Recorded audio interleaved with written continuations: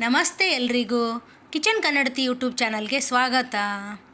ಇವತ್ತು ನಾನೊಂದು ಪನ್ನೀರ್ದು ರೆಸಿಪಿ ಮಾಡ್ತಿದ್ದೀನಿ, ಪನ್ನೀರ್ ಮಸಾಲ ಅಂತ. ಅದನ್ನು ಮಾಡೋಕ್ಕೆ ನಾನೊಂದು 100 ಗ್ರಾಮ್ ಪನ್ನೀರನ್ನ ಕಟ್ ಮಾಡಿ ಇಟ್ಕೊಂಡಿದ್ದೀನಿ.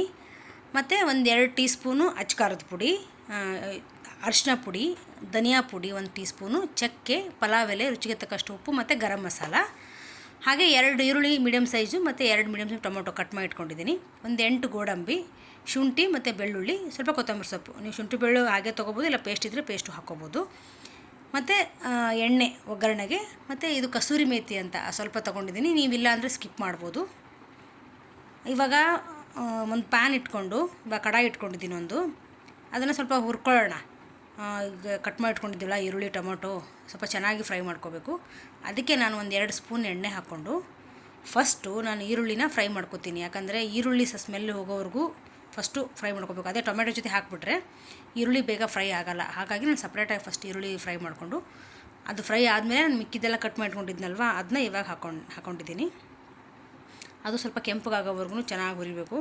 ಇದೊಂಚೂರು ಬೇಗ ಹುರಿಬೇಕು ಅಂದರೆ ಇದಕ್ಕೆ ಒಂದು ಸ್ವಲ್ಪ ಉಪ್ಪು ಹಾಕ್ಕೋಬೇಕು. ಉಪ್ಪು ಹಾಕ್ಕೊಂಡ್ರೆ ಬೇಗನೆ ಫ್ರೈ ಆಗುತ್ತೆ ಅದೆಲ್ಲ ಮಸಾಲ ಪೂರ್ತಿ, ಅದು ಕಟ್ ಮಾಡ್ಕೊಂಡು ಈರುಳ್ಳಿ ಟೊಮೊಟೊ ಎಲ್ಲ.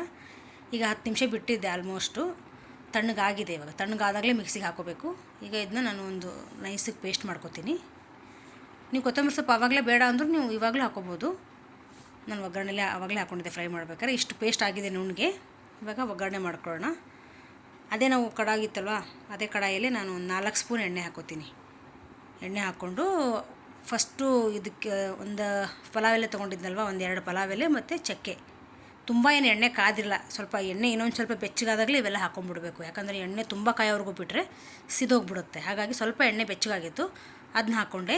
ಇನ್ನೂ ತುಂಬ ನಾನು ಸಿಮ್ಮಲ್ಲೇ ಇಟ್ಟಿದ್ದೀನಿ, ತೀರಾ ಗ್ಯಾಸ್ ಜೋರು ಉರಿಯಲ್ಲಿ ಇಟ್ಟಿಲ್ಲ. ಹಾಗಾಗಿ ಎಣ್ಣೆ ಇವಾಗ ಸ್ವಲ್ಪನೇ ಕಾದಿದೆ.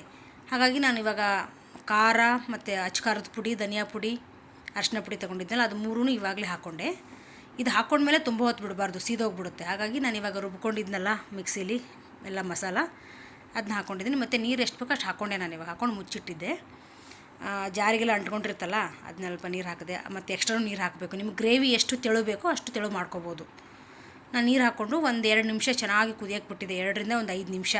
ಅದು ಸ್ವಲ್ಪ ಸುತ್ತ ಒಂಚೂರು ಎಣ್ಣೆ ಬಿಟ್ಟಿದೆ ನೋಡಿ, ಸ್ವಲ್ಪ ಆ ಥರ ಆಗೋವರೆಗೂ ಹಾಗೆ ಮುಚ್ಚಿಡಬೇಕು. ಈಗ ಚೆನ್ನಾಗಿ ಎಣ್ಣೆ ಬಿಟ್ಕೊಂಡು ಕುದ್ದಿದೆ. ಈಗ ನಾನು ಉಪ್ಪು ಟೇಸ್ಟ್ ನೋಡಿಕೊಂಡೆ, ಕರೆಕ್ಟಾಗಿತ್ತು. ನೀವು ಈ ಹಂತದಲ್ಲಿ ಉಪ್ಪು ನೋಡಿಕೊಂಡು ಆಮೇಲೆ ಪನ್ನೀರ್ ಹಾಕ್ಕೋಬೇಕು. ಕರೆಕ್ಟಾಗಿತ್ತು ಉಪ್ಪು. ಹಾಗೆ ನೀವು ಪನ್ನೀರ್ ಹಾಕ್ಕೊಂಡೆ. ಪನ್ನೀರ್ ಹಾಕ್ಕೊಂಡು 1 ನಿಮಿಷ ಬಿಡ್ತೀನಿ ಕುದಿಯೋಕ್ಕೆ. ಅದು ನೀಟಾಗಿ ಮಸಾಲೆ ಎಲ್ಲ ಹಿಡ್ಕೋಬೇಕು ಪನ್ನೀರ್ಗೆ ಅಂತ. ನೀವು ಬೇಕಾದ್ರೆ ಪನ್ನೀರ್ ಫ್ರೈ ಮಾಡಿ ಹಾಕೊಳ್ಳೋರು ಹಾಕ್ಕೋತಾರೆ, ಹಾಗೆ ಇದ್ರೂ ಚೆನ್ನಾಗಿರುತ್ತೆ.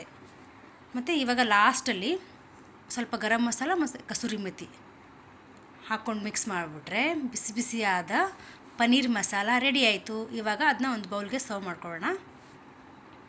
ತುಂಬ ಚೆನ್ನಾಗಿರುತ್ತೆ.